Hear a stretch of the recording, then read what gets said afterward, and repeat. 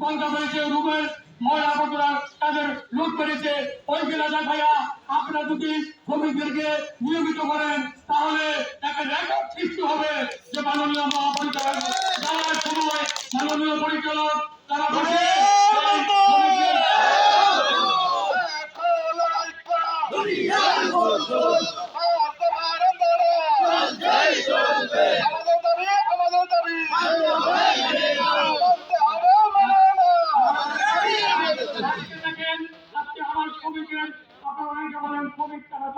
যদি না চলে, যদি শ্রমিকদের আমাদের চলে তাহলে আমাদের নিয়মিত শ্রমিক সহ অনিয়মিত অফিস মজুরি যাতে তাদেরকে আমাদের বের করে দেন তাও শান্তি।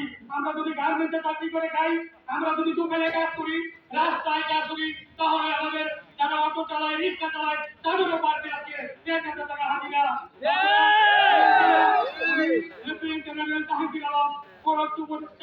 আপনারা কমিটি দেখেছেন, আমি চার সাথে বলেছিলাম আমাকে বলেছে যে হুজুর আপনি দেখে আবার মন্ত্রণালয় চলে এসেছেন।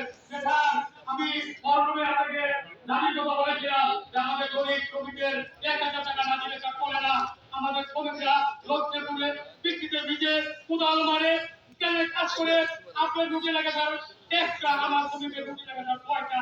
আমার শ্রমিকরা যখন এক কোটা কোদাল মারে 5,000 টাকা খাইতে হয়, কিন্তু বেতন পয়সার কম, খাওয়া লাগে তার বেশি। এমনি ভাবে তাকে বুঝাইতে বাধ্য হয়েছি, মাননীয় সচিবকে বুঝাইতে বাধ্য হয়েছি। আপনারা আশ্বস্ত হবেন, মন্ত্রণালয়ে আমাদের হাজিরার কাজ চলছে। আমাদের মিনিমাম আমি আশা করি আমাদের হাজিরা